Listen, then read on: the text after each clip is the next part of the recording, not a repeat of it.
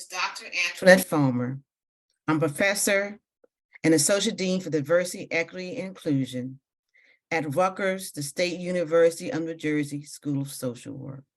I'm here to tell you about Dr. Barbara Love's Liberatory Consciousness Framework, which is the framework we have adopted at the School of Social Work to guide what we do at the school, in your field placements, and have incorporated in your curriculum, and guide our research and community engagement efforts. In May 2020, the faculty at the School of Social Work voted to adopt Dr. Barbara Love's Liberatory Consciousness Framework. This framework was chosen because it is consistent with social work values, practices, and it allows you as a student to see your clients as experts in addressing the problems that they may encounter. Dr. Barbara Love's Liberatory Consciousness Framework consists of what we like to call 4 A's: awareness, analysis, action,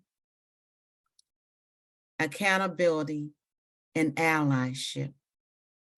At this time, I will go over these 4 A's, and later on, you will hear from my colleagues at the School of Social Work, and they will tell you how we are applying the Liberatory Consciousness Framework in the curriculum and in the field settings where you're doing your field placement. The Liberatory Consciousness Framework by Dr. Barbara Love, as I already mentioned, includes 4 A's. And we refer to it as the 4 A's, how to develop a liberatory consciousness framework.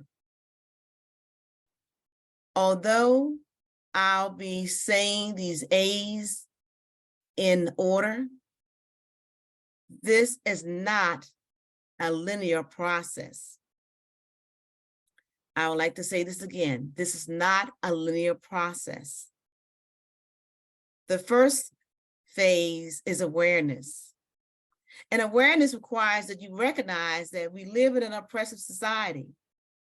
And an oppressive society enables racial and social, economic, and health inequities to persist. And these inequities have impact on families and groups and communities and individuals. And once you become aware that we live in an oppressive society, you start to pay more attention to your behaviors and your non-behaviors, your language and your thoughts. You're more in tune with what is happening around you that's contributing to this oppressive society. So you ask yourself these questions: what behaviors do I engage in that contribute to an oppressive society? How is what is happening in society contributing to the oppression of individuals, families, groups, or communities? And so this is awareness. And after awareness becomes an analysis stage, where you are thinking about and analyzing why what you have become aware of is occurring.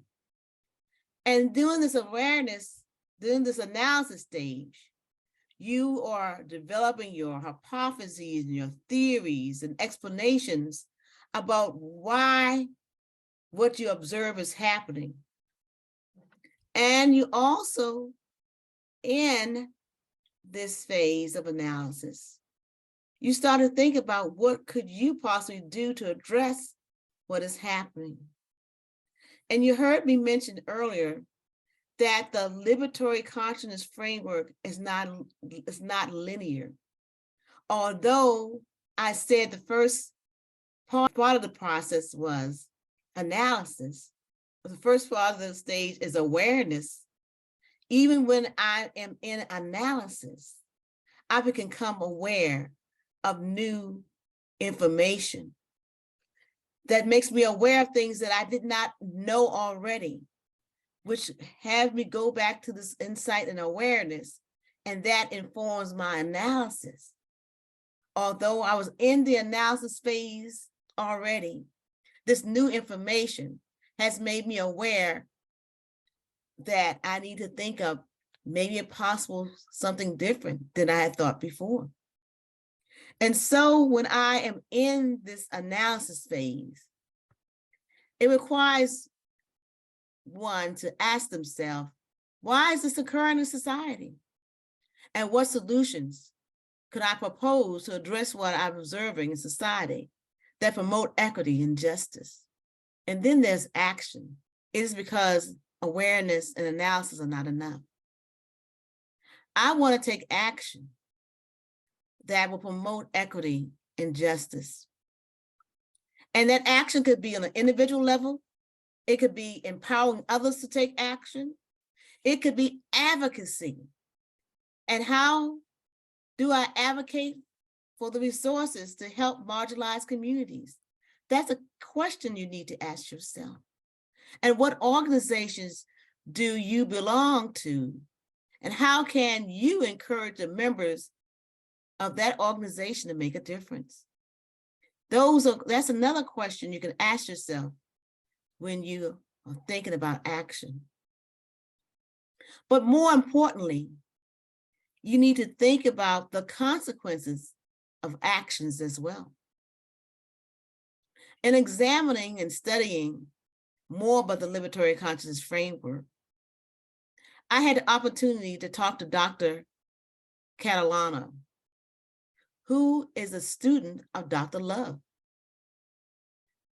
And Dr. Catalano stated that sometimes actions can lead to the persons that we are trying to take the action on behalf of getting blamed for the action. So it's very critical that you really think about, are you the correct one to take the action? Maybe you're not, but maybe you're in a position where you can take those, where you can help those individuals take action. Accountability and allyship.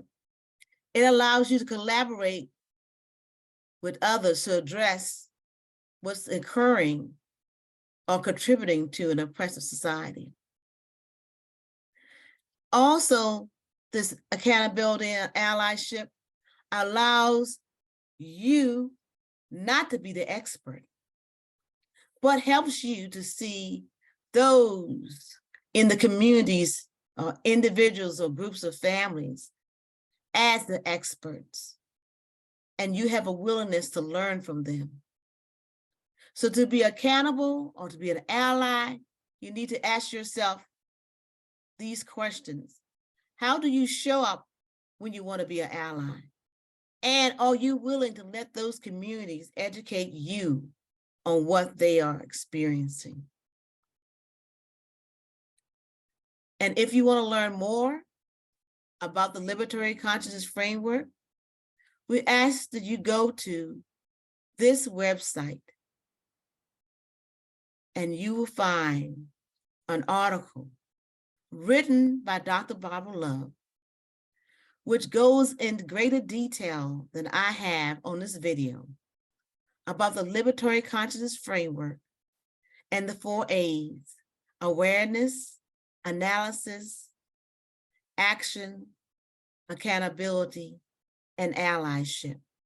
In a few moments, you will hear from my esteemed colleagues, and they will be talking about how the Liberatory Consciousness Framework is applied in the curriculum and in the field placements where you're doing your work with individuals, families, groups, and communities.